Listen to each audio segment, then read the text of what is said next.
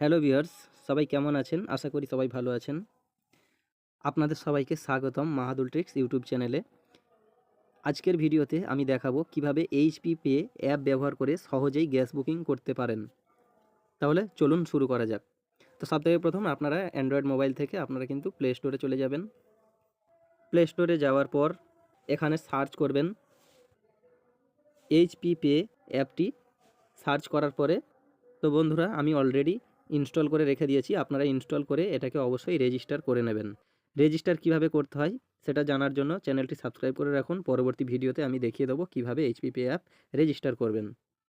Install করার পরে এই যে ওপেন বাটনে টাচ করবেন। এরপর আপনারা কিন্তু রেজিস্টার করে নেবেন।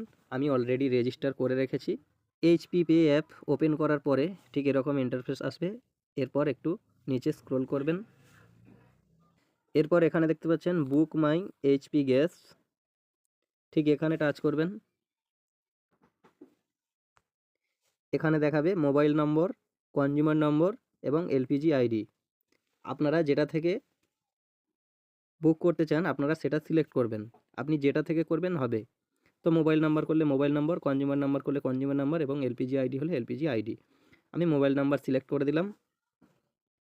এই যে দেখতে পাচ্ছেন প্রসেড, এই প্রসেডে টাচ করবেন। এখানে দেখতে পাচ্ছেন ম্যাক্সিমাম 15 রিফিলস অফ। এখানে দেখতে পাচ্ছেন এই যে মেসেজটা দেখাচ্ছে, এটা এরর কোড দেখাচ্ছে। এরর কোড দেখানোর কারণ হলো অনেকগুলো রিফিল কিন্তু আমরা বুক করে ফেলেছি, যার কারণে এটা কিন্তু দেখাচ্ছে। তো যদি আপনার ঠিক থাকে, একটা থাকে দুটো থাকে, এরকম একটা নর্মাল টাইম থাকে প্রতি মাসে একটা বা দুটো, তো আমি বেশি করে ফেলেছি যার জন্য এটা দেখাচ্ছে। আপনাদের ক্ষেত্রে কিন্তু এটা দেখাবে না। অবশ্যই এটা বুক হয়ে যাবে, বুক নাও করে দিলে বুক হয়ে যাবে। তো বন্ধুরা এইভাবে কিন্তু আপনারা গ্যাসটি বুক করতে পারবেন। ভিডিওটি দেখার জন্য ধন্যবাদ। পরবর্তী ভিডিওতে দেখাবো কিভাবে এইচপি পে অ্যাপটা সাইন ইন করবেন বা রেজিস্টার করবেন।